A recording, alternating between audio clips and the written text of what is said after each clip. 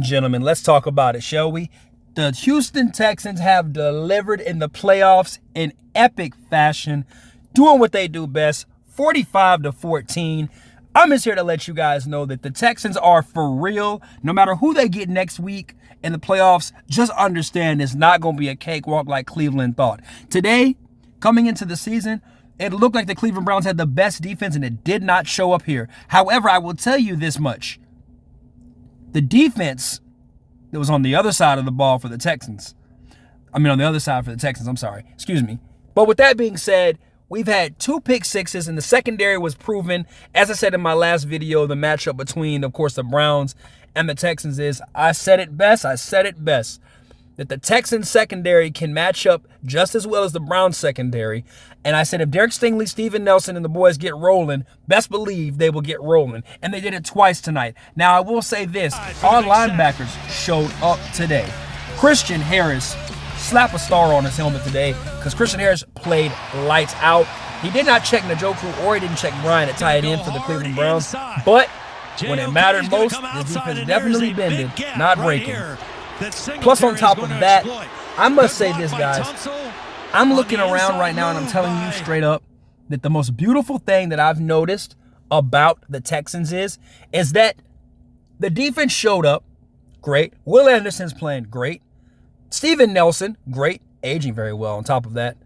All these players are playing so good that I start to say to myself, well, offensively, they better come with it.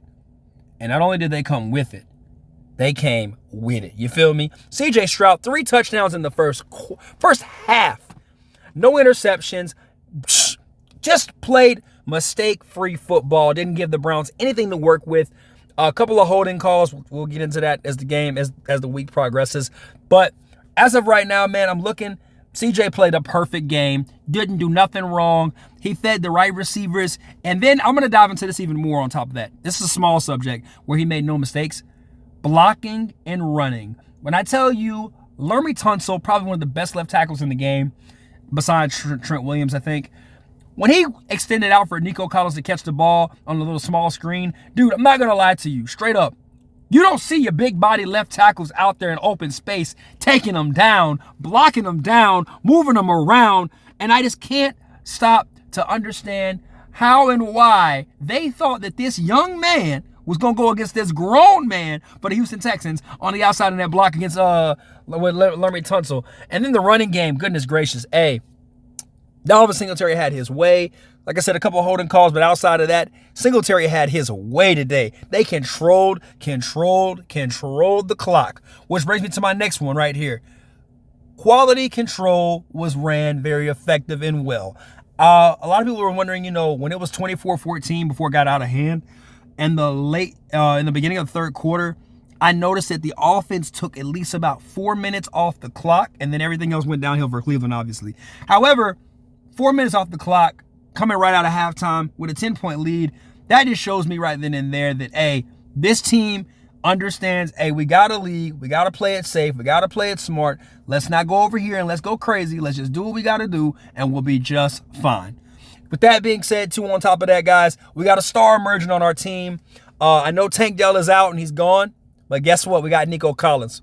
We got 12. That's the only 12 I mess with. I believe that. Anyways, Nico Collins, man, an exceptional day as well. Doing what he does best. Couple of touchdowns.